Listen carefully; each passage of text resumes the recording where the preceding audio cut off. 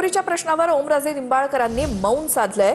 खासदार ओमराजे निंबाळकर हे सध्या मुंबईकडे रवाना झालेले आहेत। पवनराजे निंबाळकर हत्याकांडाचा आज तब्बल 20 वर्षांनी निकाल लागतोय।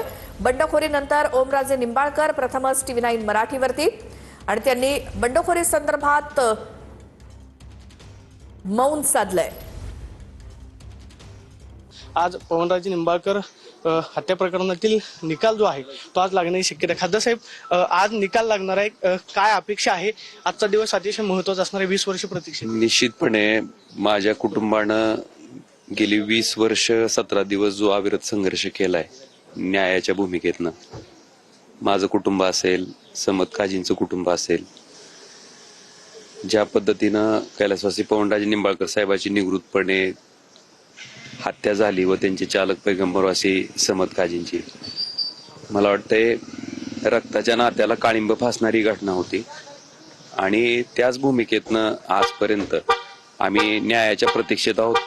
मला वाटते 20 वर्षाच्या प्रदीर्घ लढ्यानंतर आज निर्णयासाठी कोर्टानं तारीख राखीव केलेली आहे। अपेक्षा इतकीच आहे की न्यायदेवतेच्या माध्यमातून न्याय व्हावा। म्हणजे 20 वर्षांचा बराचसा कालावधी जो आहे तो तुम्हाला या प्रतीक्षेमध्ये काढावा लागला। निश्चित राजकीय भूमिकेबद्दल सुद्धा बरीच चर्चा होते गेल्या 4 दिवसांत। मी याच्याबद्दल आज काहीच बोलणार नाही। आज माझ्या आयुष्यातला सगळ्यात महत्वाचा निर्णयाचा क्षण आहे आणि मला वाटतं आम्ही सगळेजण त्याच्या प्रतीक्षेत आहोत। विखे चव्हाण, प्रदीप कापसे, TV9 मराठी, पुणे।